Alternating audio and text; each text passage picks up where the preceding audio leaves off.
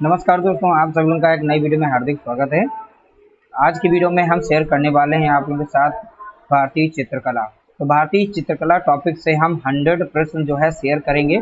साथ ही साथ आप लोगों को बता दें, हर एक वीडियो में जो है आप लोगों को 25 प्रश्न दिए जाते हैं। तो इस तरीके से भारतीय चित्रकला के टॉप 100 प्रश्न जो है आप लोगों को हम प्रोवाइड कराएंगे। 25-25 के 3 वीडियो आप लोगों को देखने को मिल जाएंगे। तो भारतीय चित्रकला से इन 100 प्रश्नों से कहीं से भी प्रश्न बाहर से नहीं आ पाएगा। तो इस तरीके से आप लोगों को कवर होगा। देखिए, कुछ दिनों के बाद प्लेलिस्ट भी बना देंगे, जैसे कि आप लोगों की डिमांड है। तो टॉपिक वाइज हम चलेंगे। उसके बाद जो है प्रैक्टिस सेट की भी प्लेलिस्ट एक बनी हुई है, दूसरी भी बना देंगे अलग अलग की। ठीक है, तो ये प्रैक्टिस सेट है 29, तो 29 प्रैक्टिस सेट। देखिए, आप लोगों के लिए इतनी हार्ड वर्क, मतलब यानी कि हम मेहनत कर रहे हैं, तो आप लोग भी जो है वीडियो को लाइक कर दिया करें। अगर प्रश्नों में कोई दिक्कत है तो आप लोग कमेंट करके बता सकते हैं। देखिए, अभी कुछ किताबें लेकर आए हैं, उनमें भी कुछ गलतियां हैं। धीरे धीरे उनको हम हाईलाइट कर रहे हैं, उनको दोबारा से रिपीट नहीं किया जाएगा, क्योंकि जो किताबें छपी हुई हैं, प्रकाशन के थ्रू आई हुई हैं, हर एक अच्छे से अच्छे राइटर की किताबें 100% सही नहीं हैं। तो धीरे धीरे उनको आइडेंटिफाई किया जा रहा है क्वेश्चन को। जब तक आपका एग्जाम होगा तब तक वो प्रश्न जो है कलेक्ट करके आप लोगों को सही से उनके आंसर बता दिए जाएंगे। ठीक है, बाकी आप लोग तो रिसर्च इतना तो नॉलेज है ही आप लोगों को, इतना तो आप पता ही कर लेते हैं कि ये प्रश्न जो है यहाँ से गलत हो रहा है। ठीक है, उस पर मत ध्यान दीजिए और उसे आप नोट कर लीजिए। कमेंट करके जरूर बताया करें कि ये प्रश्न जो है डाउट में चल रहा है। ठीक है, तो चलिए वीडियो को स्टार्ट करते हैं। अगर आप में से कोई लोग हमारे चैनल पर पहली बार आए हों तो वो लोग हमारे चैनल को सब्सक्राइब जरूर कर लीजिएगा। चलिए, देखिए, तक्षण कला कहते हैं, तो तक्षण कला कहते हैं तो किसे कहते हैं? ठीक है, तो 4 ऑप्शन दिए गए हैं, आप बता सकते हैं। थोड़ा सा शोर आ रहा होगा क्योंकि नीचे जो है थोड़ा सा प्रोग्राम चल रहा है, इस वजह से। बाकी आप लोग एडजस्ट करिएगा। तो तक्षण कला कहते हैं किसे कहते हैं? तो आप बताएंगे मूर्ति कला को तक्षण कला कहते हैं। ठीक है, अगला प्रश्न दिया गया क्वेश्चन नंबर 2, भारतीय मूर्तिकला की 2 अति विशिष्ट कृतियां हैं। तो भारतीय मूर्तिकला की 2 अति विशिष्ट कृतियां हैं। क्वेश्चन नंबर 2 का राइट आंसर बताना है। क्वेश्चन नंबर 2 का राइट आंसर है ऑप्शन नंबर 3, यानी बुद्ध और नटराज की मूर्ति। ठीक है, तो ये जो है अति विशिष्ट कृतियां हैं। तो भारतीय मूर्तिकला की 2 अति विशिष्ट कृतियां हैं, तो बुद्ध एवं नटराज की मूर्ति हैं। अगला दिया गया क्वेश्चन नंबर 3, नटराज की मूर्ति के बाएं हाथ में प्रज्वलित अग्र द्योतक है। विद्या वाला द्यो यहाँ पर होगा। ठीक है, द्योतक। तो इसमें से ऑप्शन कौन सा सही होगा, आप कमेंट करके बता सकते हैं। ठीक है, नटराज की मूर्ति के बाएं हाथ में प्रज्वलित अग्र द्योतक है। तो इसका राइट आंसर आप लोगों को बता दें, इसका ऑप्शन नंबर 2 है, अमंगलकारी दहकता की। तो अमंगलकारी दहकता की बाएं हाथ में प्रज्वलित, ठीक है, अग्र द्योतक है। ठीक है, इस तरीके से इसका आंसर हो गया ऑप्शन नंबर 2। अगला प्रश्न दिया गया question number 4, tribal metal casting के लिए जाना जाने वाला क्षेत्र कौन सा है? तो ट्राइबल मेटल कास्टिंग के लिए जाना जाने वाला क्षेत्र, तो आप बताएंगे ऑप्शन नंबर 2 बस्तर है। कौन सा है? बस्तर। तो बस्तर इसका राइट आंसर ऑप्शन नंबर 2। अगला क्वेश्चन दिया गया क्वेश्चन नंबर 5, निम्नलिखित में से त्रिआयामी कला कौन सी है? तो त्रिआयामी कला बतानी है। तो त्रिआयामी कला कौन सी है? तो आप लोगों का राइट आंसर होगा मूर्ति कला। तो मूर्ति कला जो है एक त्रिआयामी कला है। ठीक है, तो ऑप्शन नंबर 3 करेक्ट आंसर है। अगला प्रश्न दिया गया है क्वेश्चन नंबर 6, स्त्री मूर्ति शिल्प नृत्य रत मुद्रा में मंजीरा वादिका संबंधित है। इस क्वेश्चन को ध्यानपूर्वक समझिएगा। ठीक है, तो क्वेश्चन नंबर 6 को अच्छी तरीके से आप रीड कर लीजिए। ठीक है, क्वेश्चन नंबर 6 को इसका राइट आंसर है कोणार्क। तो कहाँ पर है? तो आप बताएंगे कोणार्क में। ठीक है, कोणार्क सूर्य मंदिर जो है वहां पर। अगला प्रश्न दिया गया क्वेश्चन नंबर 7, शिव नटराज उपमा पार्वती कांस्य मूर्ति शिल्प संबंधित है। तो शिव नटराज उमा पार्वती कांस्य मूर्ति संबंधित है, तो किस कालीन से संबंधित है आप लोग बता सकते हैं। क्वेश्चन नंबर 7 का राइट आंसर है बी। इसका राइट आंसर हो गया चोल कालीन। ठीक है, तो शिव नटराज उमा पार्वती कांस्य मूर्ति किससे संबंधित है? तो आप बताएंगे चोल कालीन। अगला प्रश्न दिया गया क्वेश्चन नंबर 8, गंगा अवतरण उभारदार मूर्ति शिल्प स्थित है। कहाँ पर स्थित है? ठीक है, तो गंगा अवतरण उभारदार मूर्ति शिल्प स्थित है। क्वेश्चन नंबर 8 का राइट आंसर है सी। इसका राइट आंसर हो गया महाबलीपुरम में। कहाँ पर? तो आप बताएंगे महाबलीपुरम में। अगला प्रश्न दिया गया क्वेश्चन नंबर 9, निम्नलिखित में से किस मूर्ति में शिव की छवि गजहस्त मुद्रा में पाई जाती है? क्वेश्चन को अच्छे से समझ लीजिएगा, 2 बार अच्छे से पढ़ के इसका देखिएगा आंसर। तो क्वेश्चन नंबर 9 का राइट आंसर है नटराज, ऑप्शन नंबर 3, नटराज इसका ऑप्शन सही है। अगला प्रश्न दिया गया क्वेश्चन नंबर 10, निम्न में से कौन सी कला रूपप्रद है? तो रूपप्रद कौन सी कला है ये बताना है। क्वेश्चन नंबर 10 का राइट आंसर बताना है। तो 10 का राइट आंसर है मूर्ति कला को रूपप्रद कहते हैं। ठीक है, तो इसमें ध्यान रखिएगा निम्न में से कौन सी कला रूपप्रद है, तो रूपप्रद में याद रखिएगा मूर्ति कला।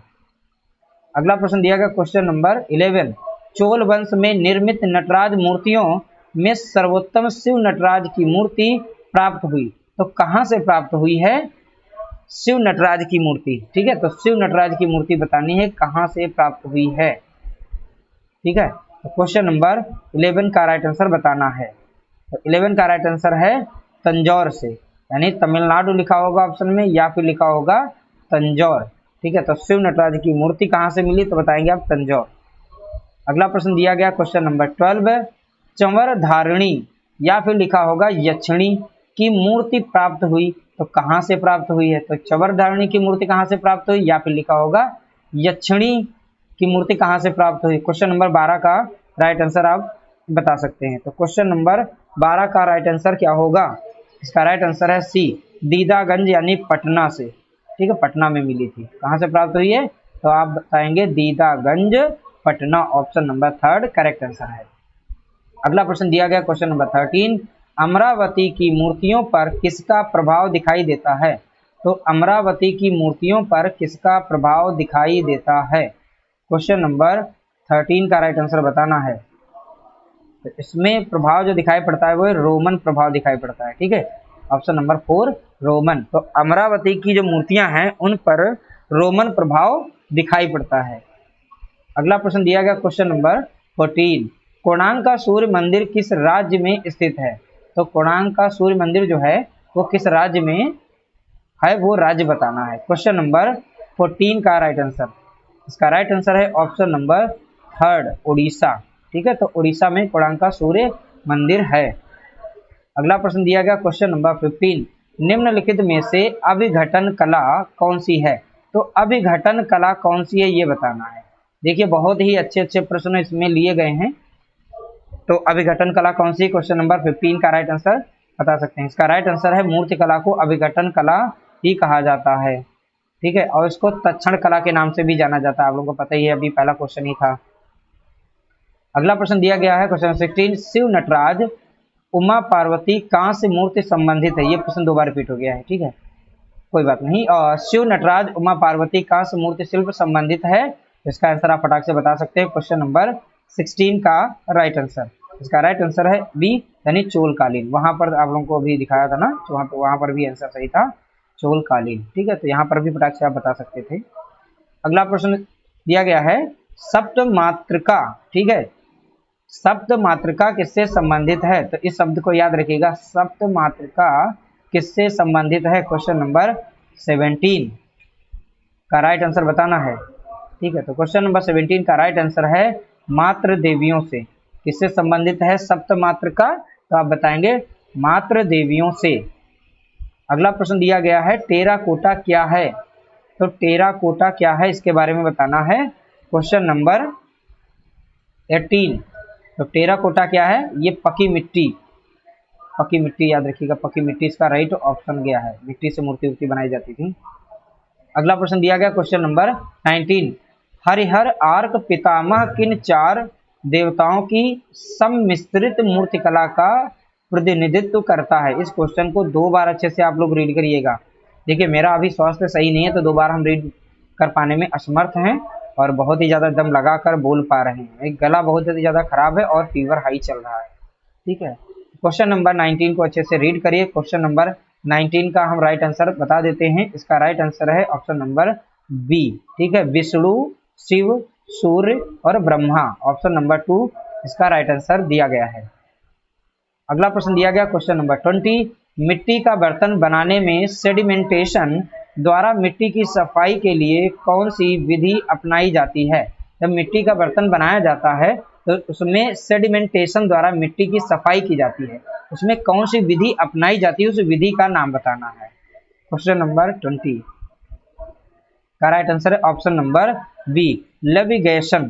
ठीक है, लेविगेशन। ठीक है, लेविगेशन ये विधि जो है कुम्हार लोग अपनाते हैं, जिससे मिट्टी की जो है सफाई की जाती है। अगला प्रश्न दिया गया क्वेश्चन नंबर 21, राम किंकर बैज की कला शिक्षा कहाँ हुई? तो राम किंकर बैज की कला शिक्षा कहाँ हुई? 21 का राइट आंसर बता सकते हैं। इसका राइट आंसर है ऑप्शन नंबर 3, शांति निकेतन। तो शांति निकेतन इसका राइट ऑप्शन है। अगला प्रश्न दिया गया क्वेश्चन नंबर 22, सिरे पर्दू, इसे ध्यान से पूर्वक समझिएगा, सिरे पर्दू किस माध्यम में मूर्ति ढालने की तकनीक है? तो एक ये तकनीक है सिरे पर्दू, सिरे पर्दू ये तकनीक है। ठीक है, मूर्ति ढालने की एक तकनीक है, लेकिन किसमें ये अप्लाई होती है ये बताना है। क्वेश्चन नंबर 22 का राइट आंसर बताना है। ये धातु में अप्लाई होती है, यानी धातु से मूर्तियां जो बनाई जाती हैं उन्हें सिरे पर्दू तकनीक कहते हैं, यानी सिरे पर्दू तकनीक से जो है धातु में मूर्तियां ढाली जाती हैं। अगला प्रश्न दिया गया है क्वेश्चन नंबर 23, हाँ, रिपूजे, रिपूजे किसके निर्माण की प्रक्रिया है? तो यहाँ पर भी एक नया शब्द आ गया है, रिपूजे। रिपूजे किसके निर्माण की प्रक्रिया है? तो आप बता सकते हैं क्वेश्चन नंबर 23 का राइट आंसर ए, उभारदार मूर्ति। जो उभारदार मूर्ति बनाई जाती हैं उसमें जो टेक्निक होती है वो है रिपूजे। किसके निर्माण की प्रक्रिया है? तो आप बताएंगे उभारदार मूर्ति। अगला प्रश्न दिया गया क्वेश्चन नंबर 24, उत्तर प्रदेश में किस स्थान की ब्लैक पॉटरी प्रसिद्ध है? तो उत्तर प्रदेश में किस स्थान की ब्लैक पॉटरी प्रसिद्ध है? तो 24 का राइट आंसर आप बता सकते हैं। ठीक है, तो 24 का राइट आंसर क्या होगा इसके बारे में आप बता सकते हैं।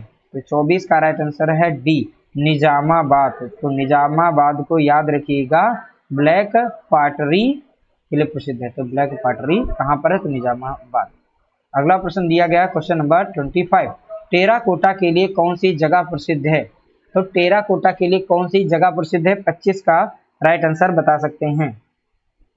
ठीक है, टेराकोटा के लिए कौन सी जगह प्रसिद्ध है? इसका राइट आंसर है गोरखपुर। याद रखिएगा, योगी से, सीएम योगी से याद रखिएगा, गोरखपुर।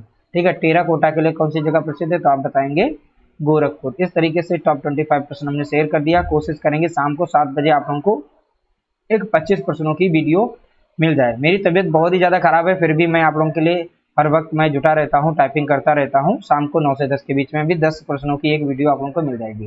दोस्तों, अगर आप लोगों को वीडियो अच्छी लगी तो सच में आप लोग लाइक कर दिया करिए, बहुत ही ज़्यादा मेहनत लगती है। मिलते हैं एक नई वीडियो के साथ, तब तक के लिए नमस्कार, जय हिंद, जय भारत, वंदे मातरम।